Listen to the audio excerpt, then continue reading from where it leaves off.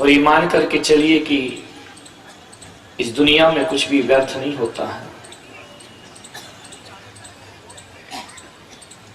लोगों ने हमसे कहा कि साधु संत इतने प्रवचन करते हैं फिर देश सुधरता क्यों नहीं है। मैंने कहा कि एक चौकीदार रात भर चिल्लाता है जागते रहो जागते रहो जागते रहो, फिर भी लोग जागते क्यों नहीं हैं। जो जागता है वो चोरी होने से बच जाता है और जो सोता है उसके घर चोरी हो जाती है। चौकीदार का काम आवाज लगाना है। जैसे चौकीदार की एक ड्यूटी है कि वह रात भर कहेगा जागते रहो जागते रहो, बस पुलक सागर की भी एक ड्यूटी है और इस ड्यूटी को मैं ब्यूटी बना करके जिया करता हूँ। जो जाग जाते हैं वो संभल जाते हैं, जो नहीं जाग पाते हैं उनके घर लुट जाते हैं। सतगुरु दे जगाए, सतगुरु जगाने का काम करते हैं।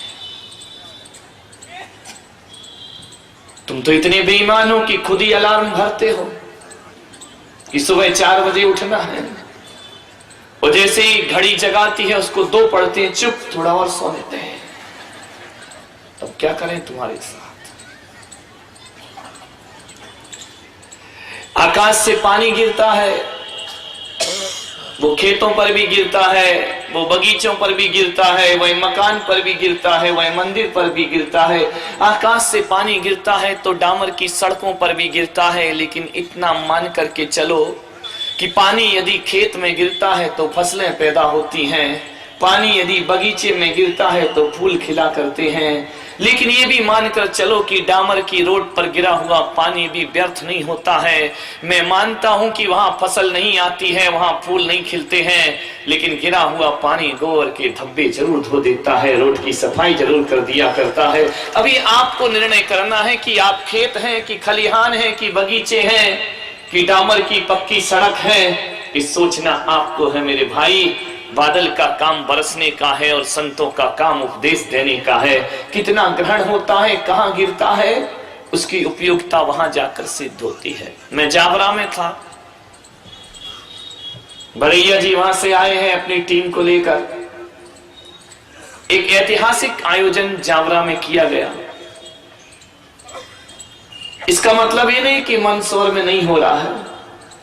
शुरू में मुझे लग रहा था, लेकिन आज समझ में आया कि मंदसौर में जवानों में नहीं बूढ़ों में भी जान हुआ करती है, और उन्होंने वह कार्य कर दिखाया।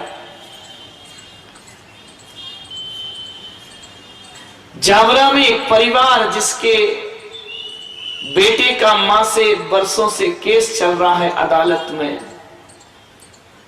लेकिन जब उसने मेरे प्रवचन सुने, उसने जाकर मां बाप के पैर छुए और कहा कि अब कोई केस अदालत में नहीं चलेगा, बहुत अलग रह चुके, अब साथ साथ जीवन बिताएंगे।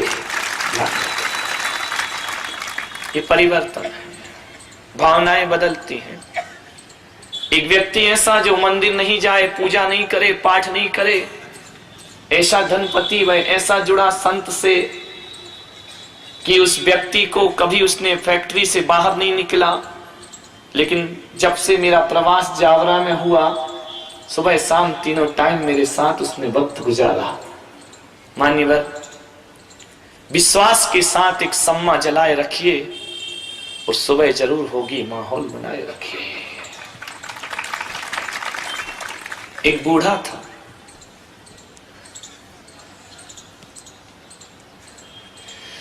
बुढ़ापा कभी कभी वरदान हो जाता है और बुढ़ापा कभी कभी अभिशाप बन जाता है।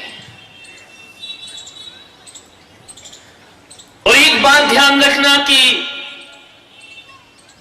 ऐसा नहीं है कि तुम्हें बुढ़ापा ना आए। हाँ, दुर्घटना के शिकार हो गए तो जवानी में ही चले जाओगे, लेकिन यदि पूरी आयु जी है तो बचपन भी आएगा, जवानी भी आएगी और मरने से पहले बुढ़ापा भी आएगा। और ये बात भी ध्यान रखना कि बचपन के बाद जवानी आती है, जवानी के बाद बुढ़ापा आता है, और बुढ़ापे के बाद कुछ नहीं आता, फिर आदमी दुनिया से जाता है। उसके बाद कुछ नहीं है बुढ़ापे के बाद, फिर आने का इंतजार मत करना, फिर चलने की तैयारी करना।